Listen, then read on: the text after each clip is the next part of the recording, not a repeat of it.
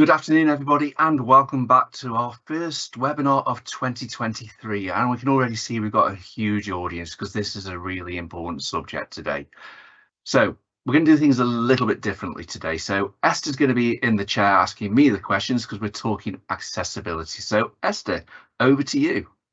Yeah, thanks, David. So as he mentioned, today's webinar is going to be focused on giving an overview of the built-in functionality and tools that all forces have access to now to improve the accessibility of information technology. So I think in recent years there's awareness that there is a greater requirement to understand, to an acceptance that everybody is different and diverse in terms of how they understand, digest and work with information, and therefore a greater prominence needs to be given to understand and support us all, because we're all different, both in terms of we want to be able to recruit a better, more diverse workforce, but also in order to help us support as interactions and deal with the communities that we serve. As has gone with the greater prominence over the last few years, technology has improved in this space, and there's a number of out-the-box accessibility tools built on the most common technologies available to all forces. Whilst the tools may have been designed specifically for certain specific needs and certain neurodiversities, same tools can be helpful to all of us and help us improve the way we work in our daily experience, because like I said, we all work differently. There are plenty of other tools that also might address this and give an additional support. So David, perhaps you could take us through some of the tools that are available as Enforces? Thanks, Esther. And one of the things, this is personally important to me, those many colleagues who've worked with me in the past will recognise that I have dyslexia, and I use some of the tools as part of my weekly basis. So I'm certainly a massive fan of the dyslexic thinking, but the tools today we're going to be talking about don't just help those people who've got an accessibility need, they can help everybody, because these tools are really fantastic at allowing you to focus on what's important and get the best value if you've got accessibility needs, whether they be physical or neurodiverse. But again, it can really enhance the way we work. So let's get into some of the basics and into 365. And let's be honest, the tool we all use every day is going to be around Word. And what we'll show you today is only a snapshot of the things that are available in the 365 platform, and many of the tools will translate across the different tools that we all use on a daily basis. And we are going to hold a workshop in a couple of weeks' time. We're just beginning to plan it out, so you can do that, and there'll be details on that in a second.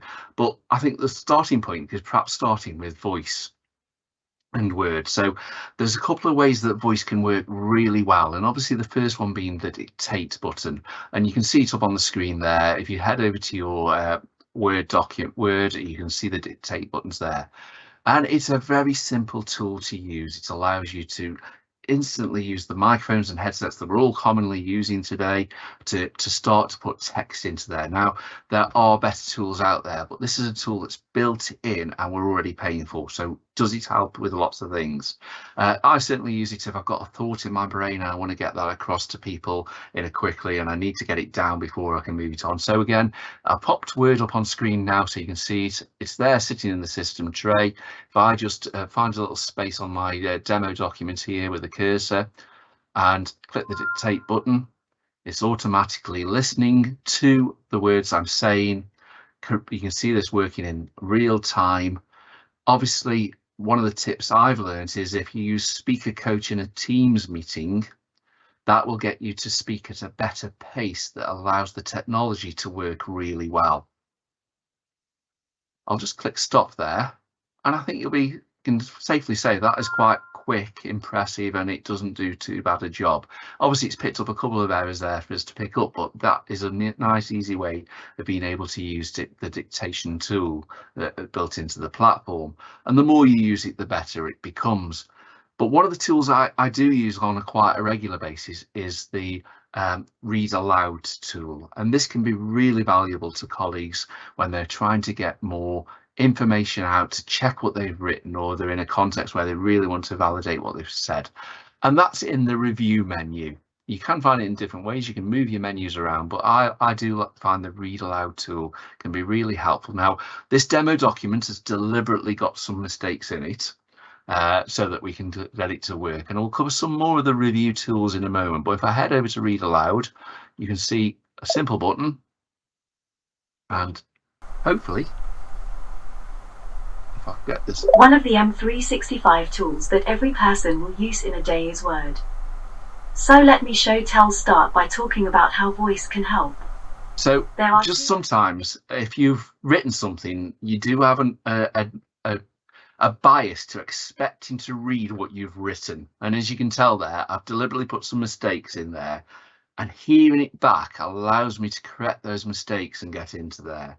It also picks up where a word has been spelt correctly, but perhaps is the wrong word, which you wouldn't pick up any other way. So you've got that lovely voice talking to you as you go through the things, the cursor's following along. So again, if I just head over to here, click the read aloud button, give it a second, go on.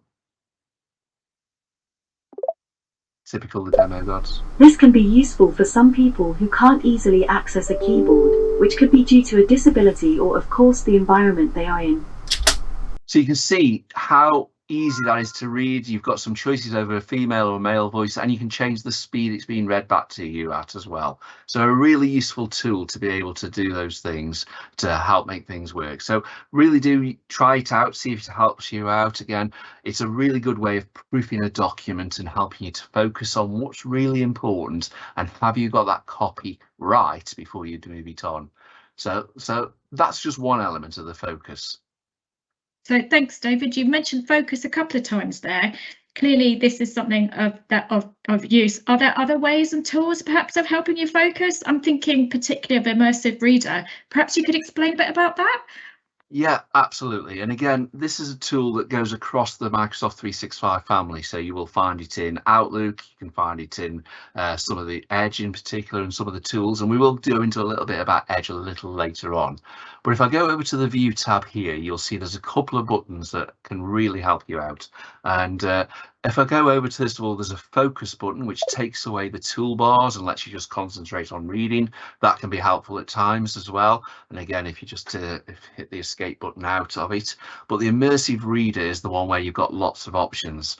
Now, clicking that button, you might panic and think, what's happened to all the formatting? Has it been stripped out? The first thing to recognise with Immersive Reader is it's a set of filters or lenses that you overlay your document, but doesn't actually change the document that's sitting in under there. So you can see here, I've got it in line spacing to make it a little bit easier to work. So I'll go through the options, explain what they do. And again, so you've got the first one here around the column width. So you might want to be, and depending on your needs, you might want to be able to focus on a very narrow column of text, particularly useful for people with some sight issues where they want to be able to focus on it to make sure it's clear. So I tend to use moderate because it fits the width of the screen that I'm working on most of the time, if I do use this. And then you've got page color. And again, this can be really helpful for people with some dyslexia conditions, neurodiversity conditions, also just to give you that absolute maximum contrast between the words and the background. You know, you can switch here, remembering you're not actually changing the document that's sitting behind it. So you've got those choices here to be able to manage that. One of the best tools that you can use for when you're trying to proof a document is the line focus, and you've got a number of options within it. 5 lines, 3 lines, whatever. If you're trying to read something and you want to make sure you're understanding it and you don't want to be distracted by other elements of the screen, this line focus really allows you to read paragraphs a little few words at a time, again helping you to zero in on are you getting things right. You can use these all in a combination. You can see you can change the text spacing to make it different and make it easy to read. So all these are customizable, but none of this is changing the document in the background. If you did actually change some of the words in the document, that's changed here and it's fine, but that'll be changed in the document as well. If I close Immersive Reader, those letters have been put straight back into there. So again, I can head back into my Immersive Reader and do a lot with it. You've also got your read aloud option in here as well. So it sits in a couple of menu areas, but there's the read aloud, the same function. And then you've got syllables as well. So if I just line focus onto 3 lines and the syllables, you can see it's how it's breaking down the words and breaking up the syllables to make it easier to read and understand. So Immersive Reader sits across lots of the tools in different formats. You can use it in different ways, but remember, it's not actually changing the format. It's allowing you as the user to get the most out of the document that you're reading at any given moment. So really simple ones, really good for people with some sight issues, physical sight issues. Helpful if you're just responsible. You really want to focus on an important piece of document that it's sitting there ready for you to do and move it around.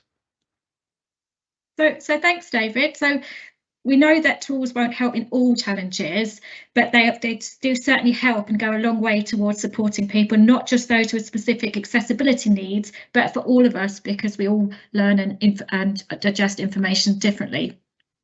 So we're going to host a workshop in a few weeks on accessibility, bringing in colleagues from the National Digital Accessibility Working Group, or NDORG, and potentially Adobe and Microsoft as well. So if you'd like to get an invitation to this workshop, we haven't got a date yet, it's to be confirmed. We're going to put a link in the chat. If you could click on that to register your interest, that would be great. And also, thinking about the chat, please remember to put your comments and questions in, and we will answer those at the end.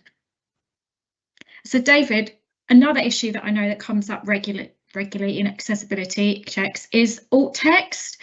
What is it and how can you deal with it? Thanks, Esther. And yeah, and this is one that my police communicator colleagues will always get there at the end when we come to the, oh, I need this document made accessible.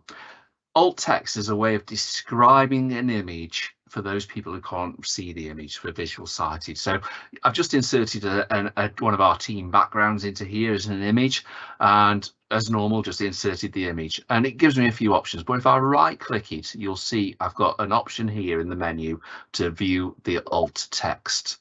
Now, one of the best things about Microsoft is it will try and generate the text for you. It uses AI to go off and read the image. The purpose of alt text is to be able to describe what's going on to somebody who can't see an image. We say a picture says 1,000 words, but sometimes with alt text you get 3 words to try and describe it. If the image is important, the communications and the document and the presentation you're doing it, you must describe that image to the same standard, so somebody who can't visually see it can understand what's going on there. So you can see here it's automatically generated a large office with a purple wall. This description's been automatically generated with low confidence. That isn't achieving accessibility standards. It's got a little reminder of what you should be talking about in here. So you know, what's the subject, what's in detail, what's the setting, what actions or interactions are going on, relevant information, and gives you a guidance to say 1 to 2 sentences are recommended.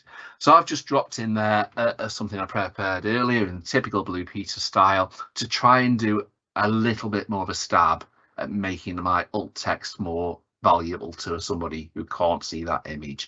So again, it says a computer generated image of a modern office with purple walls and the Police Digital Service logo on the wall. In the background, you can see 6 modern desks with computers on them. This would often be described as a decorative image, and you do have the option to mark it as a decorative image, but there's guidance there as well about what decorative images are for. And it does come back with the challenge. If it's just a decorative image, what's the value of putting it in there? What we'd say is make sure you're putting good alt text in for those images that really do matter. And you do it at this stage in the Word document or whichever document tool you're using, rather than waiting to do it at the end of the process. Remembering that colleagues who might be working on this document may have accessibility needs all the way through. So really important that you're dealing with accessibility throughout the section rather than doing it at the end. Thanks, that's really great, Dave, but this isn't a silver bullet, is it? No, absolutely not. And there's a few more tools which I'll go on to, and before we go into PDF, I'm just going to slightly change the order around. In one of the tools in the review platform, if we can just pop that on screen there, you'll see an editor function. Now, if we just pop that on screen, brilliant. If you click editor in review, you can see, again, this is the clever AI doing some work in the background. It's gone off and done me an editor score, 73%. I'm telling what sort of writing style I want it to have, a formal, a professional, or a casual. And again, it scores it against a lot of criteria based in there. So because this was part of our script for today, it's in a nice casual style. It's already picked up that there was 3 spelling errors, and this is another place I can do all my spell checks in. So I can add to dictionary manages. I can even get it to read out. Misspelled, aided VJAF, one of the M365 tools that... So you can see it's got some really useful tools. One of So the M365 tools that almost aided VJAF every person will use in a day is Word. Okay, let it finish off. So I've corrected that, it's moved it forward. It's now picking up grammar mistakes here and highlighting those for me. It's asking me what to consider and tidy them up. So again, I'm doing a bit of work on the document using the AI, and you can see it's improved the editor's score. I can check that against different criteria to make it work. So this can be a really powerful tool. It's got some similarities, it's got some consciousness there, so every person, so it moves that in. It'll even pick up on things like inclusiveness. One of the things we found when we used the speaker coach, it tells us off for using you guys as not being inclusive. So it's got lots of tools in here that can again help you improve the quality of the products you're doing. So that's in the editor tools, but there's another tool that's really powerful about creating the PDF. Now, there's lots of courses who've got accessibility checklists, and we'd certainly recommend using them, and that's something we want to explore in the workshop. But if you head over to the Acrobat, you've also got some tools in there about creating a PDF. Now, we're all used to just hit the button, generate a PDF, but some really fantastic built-in tooling that helps you to do a checklist before you actually create that final version. Just an important note here, all the Microsoft 365 tools that we've got and all this functionality is built in to the blueprint. So we're all using the same capability. Similarly with Acrobat, because of the agreement that PDS has with Acrobat, all forces have access to the same tools under the same agreement, and every user has a full license to use these tools. So let me just, I've hit the Acrobat button. There's other ways of getting to it if you use Acrobat generally, but you'll see there's a little option here called Create and Run an Action. And this opens up a set of wizards. So if I just click that, you can see a set of wizards that have been designed by Adobe to help make these documents accessible or publishable with sensitive information. So I'm going to click this Make Accessible one. And you can see it's already asked me to start saving the document somewhere. That's the first stage. So it's done that. It's created the PDF. And here we go. So you can see here, first of all, it's getting ready for it. It's run through this second. It's asked me to add a document description. And okay, right, we're away. So click the start button. Do you want to allow this to go? And the first thing it's done, it's recognized that there's it's missing a title to make it easier to search. So demo doc. Excuse me, its subject is going to be around accessibility. So all this is helping with the metadata to make things easier to find. It's recognized I'm the author, and I can put some keywords in if I want to. Okay, so it's now detecting the document language, and I can make sure we've got the right language in place, so England, UK, and it's going to move that through. And what it's doing is a series of tests. So it's converting the scanned images. It hasn't got a form in it, so it was trying to create a form for me on that case. It's detected all the figures, alternate, etc. So it's working through them. There are no figures missing. Okay. And it's done my report. So it's generated this, accessibility permission is set, document conversion. You've got all these options there. Click the start sketching, and it's basically reading the whole document, looking to check that there's alt text in place. It's got the accessibility functions, and away we go. And it's given me a full report on what is being done. So there you can see it's done a full report on the accessibility of that document. Typically the demo gods haven't played ball with me today, but we will be doing some more of this on the workshop soon. So that's on what we can do with PDFs. Thank you, David. That was a fantastic run through of some of the key tools available there for forces. Now, as you mentioned, the workshop, we can go into greater depth and look at some of the others and at that time. So please do sign up for that if you're interested.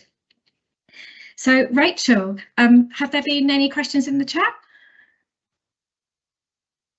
Yes, Esther, so I'll just give you a flavour of some of the questions that we've got coming in. So there's quite a few around when people are obviously checking on their computers now what they've got and what they have access to. There's quite a few people saying that Dictate isn't there for them at the minute, and potentially we're on an older version. David, are you able to tell us what version of Word you're using to kind of demonstrate these tools, please? Yeah, we're using the version that you should all really have available. It's in the blueprint. It says the online versions and the desktop versions. They're all sitting there. If you're having any issues, talk to your IT department and say, you know, I thought this was available. It should be available. If anybody's in the tech teams and having any issues, please reach out to your business engagement manager. We'll pop the contact us details on there. We'll be able to pass you on and help you out with that. But all these are included in the standard MOU, the memorandum of understanding we have with Microsoft through Crown Commercial, so we're all getting the same license in police services. The build is set standard. Sometimes some of the functionality hasn't been switched on. Just need to ask to get it switched on, and the force will go through it. But there shouldn't be any issues because all these have been authorised at a national level to be used. They use the technology that's within our secure blueprint. Thank you, David.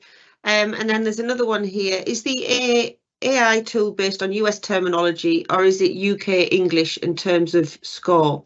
Are you able to give any information? It tends to be a bit of a combination, and again, the more of these tools that you use, the more English you get, and you have to make the settings English. There is always going to be an American bent because that's where the tools have been built, but I do think they help you to be able to make sure you've got your language settings correct at the bottom of your trays. Make sure you're on UK English and you do all those things in your settings. It really does make a difference, and you can make it work for you. But these are only as a guide to help. You're still responsible for the document. I find them a useful way of picking up the obvious errors, and then allows me to focus on what's where I need to put my time. Thank you, David. And then maybe one more I will just touch on, but I think you might have covered this with your last response. But we have a question here, or more of a statement. So MS Editor is really useful, but I think you'll find that the full editor, as you have demonstrated, only becomes available when Office 365 is set to monthly enterprise channel. So if you're on a semi-annual, editor isn't available, but I think you've just kind of explained. You should all be on the same blueprint for that. And if I could just throw on screen as well, there's lots of tools in Teams for daily use that you can be using for these, and Edge. So, you know, in Teams, make sure you're using the closed captions in any meeting that you do. You know, you get your transcripts, your live translation tools. The pop-out window is a really effective tool when you're in a meeting and you want to focus on the content that's being shared. Remember the window plus key to magnify on everything that you've got there. The blurring out of backgrounds that to stop people who are walking behind you distracting you, and the fantastic noise suppression systems that are in the microphones. You know, we've done one of these webinars from the floor of the National Exhibition Centre with a roar behind us of thousands of people talking to each other, and it does work really well. So you've got lots of the tools available to you all the time. And similarly in Edge, again, if you head over to Edge, you've got your press the control button and zoom in and out of your screen. You've got your settings options in here where you've got access to accessibility. And I don't know if you spotted just there before I hit the button, you've got read aloud in your web browser. So again, you've got your read aloud button there, Control Shift U to read a web page to you. As I say, these aren't the golden bullet. There's some people will still need additional tools and functionality to get more out of it, but you've got ways of controlling your settings. And again, you head over to your settings, you can see I've made my cursor bigger today to help when I'm pointing things out. You've got narrators, you've got high contrast, you've got color filters that you can apply to the whole of your platform here, speech, closed captions. So do explore, and that's what we're going to go through more in the workshop in a few weeks' time. So please do register and get along to the workshops. You can explore not only the tools we've currently got, but with the support of the National Digital Accessibility Working Group, the other things that we should be considering. And you know, we get a lot of support from there. We work closely with them in PDS. Thank you, David. Now, thinking about time, we probably need to bring the event to a close. So remember, you can also subscribe to get updates on the new videos and new events that we're doing. We've got a number of people subscribed, but we're always keen to increase this, to spread the message, to add that so more people can learn about how they can support people with accessibility needs. So a reminder, we've created a brand new event section on the website, which is on the screen now, which includes a link to which enablers you can add and also the events calendar. Also, as always, the recording of the webinar will be available afterwards via the website on our YouTube channel. You can also self-serve and consume previous webinars if you'd like. Our approach is to enable you to share these, so please do click and share and copy the links into your Teams and Yammer so your colleagues can find about us too. Speaking of which, next week's webinar is going to be on the subject of Yammer, and we will also be having a workshop on internal comms following that webinar. But please do get in touch with us if you have any questions or digital transformation stories to share via the website. Please do use the link on the website to contact us or contact your business engagement manager. We're very keen to hear from you. So thank you, everybody. Thanks everybody for joining us today. I hope you got a lot out of it, and if you are interested in more, please reach out to your business engagement officer. We're getting into a few forces at the moment to work with them on the different accessibility tools that are available, so please get in touch if there's more we can do. Thanks for joining us.